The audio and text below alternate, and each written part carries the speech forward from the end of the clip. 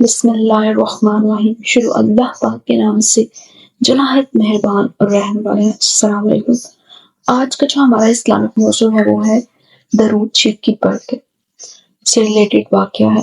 حافظ بن عبداللہ کا بیان ہے کہ میں نے امام المحدثین ابو سعید رحمۃ اللہ علیہ السلام کو ان کی وفات کے بعد خواب میں دیکھا کہ وہ پہلے آسمان میں فرشتوں کو نماز پڑھا رہے ہیں۔ میں نے دریافت کیا کہ اے ابو ذر، کون سی ایسی عبادت کے صلے میں آپ کو یہ اعزاز حاصل ہوا ہے؟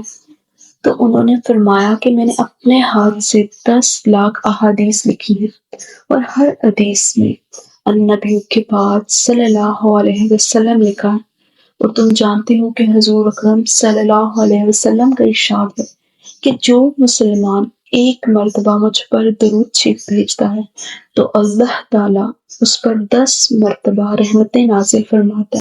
اور یہ درود شریف کی برکت ہے کہ اللہ تعالیٰ نے مجھے فرشتوں کا نماز میں امام بنا لیا۔ سبحان اللہ۔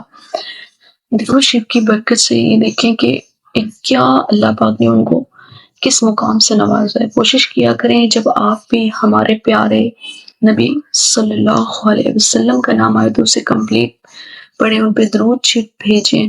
اگر آپ لکھ رہے ہیں تو اس کو پورا لکھیں، ہاف نہ لکھیں۔ جسٹ اس کی برکت سے آپ کی زندگی میں کب کہاں اور کیسے رحمت نازل ہو جائے واللہ عالم۔ اور جب ہمارے پیارے محبوب پر اللہ تعالیٰ درود پاک بھیجتے ہیں تو ہم انسانوں کی کیا اوقات ہے۔